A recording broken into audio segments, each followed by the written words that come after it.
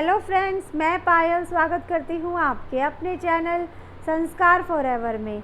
मैं आज आपके लिए लेकर आई हूँ बैसाख महात्म का 14वां अध्याय। तो चलिए शुरू करते हैं हम अपनी आज की वीडियो। श्रुतदेव जी कहने लगे कि मेष की संक्रांति में बैसाख मास में प्रातःकाल स्नान कर मधुसूदन भगवान का पूजन करके जो इस मनोहर कथा को सुनते हैं वह सीधे विष्णु लोक को जाते हैं।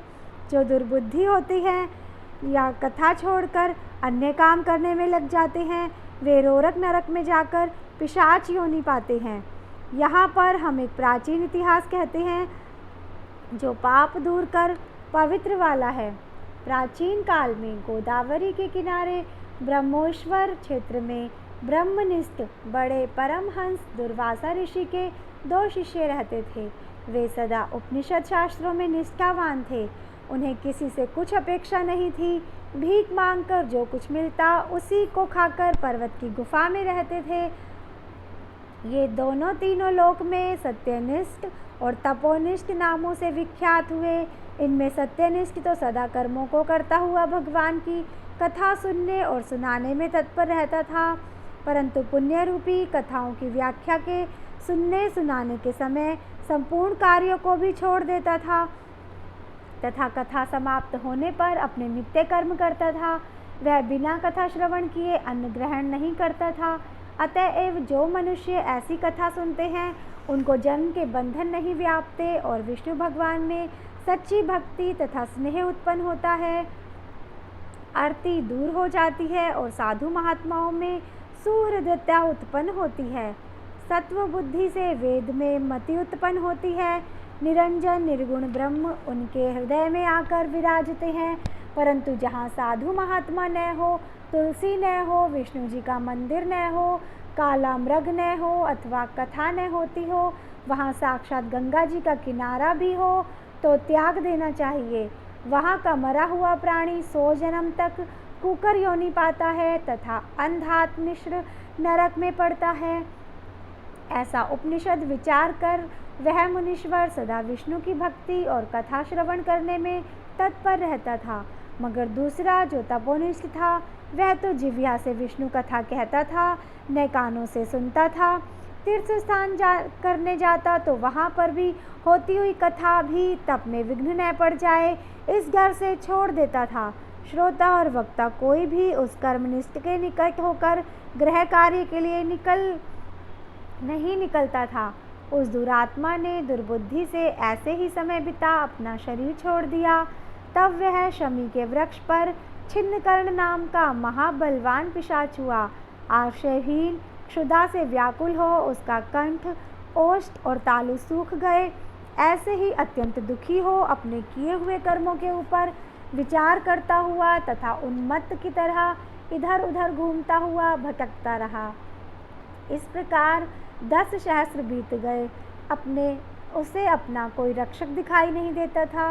उस एकात्मकता के देह पर पवन अग्नि के समान लगता था, जल कालाग्नि के तुल्य और पुष्पादि विष के सदृश्य मालूम होते थे।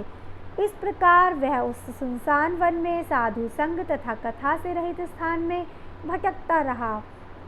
कदाचित दैव योग से सत्यनिष्ठ पैठी नसीपुरी से आया। मार्ग में उसे क्षुधा से अत्यंत पीड़ित और अत्यंत दुखी छिन्नकर्ण नामक पिशाच को देखा। उसे देखकर मुनीश्वर कहने लगे, डर मत, तू कौन है? तेरी यह दशा कैसे हुई? अब से आगे तुझे दुख नहीं होगा। सत्यनिष्ठ के ऐसे आश्वासन देने पर छिन्नकर्ण अत्यंत व्याकुल हो कहने लगा, हे प्रभु, दुर्वासा का शिष्य तपोनिष्ठ नाम का यति हूँ। मैं ब्रह्मेश्वर क्षेत्र का निवासी हूँ। कर्मों के लोप हो जाने के भय से अपनी दुर्बुद्धि के कारण महात्माओं द्वारा कही हुई विष्णु कथा का आदर नहीं किया।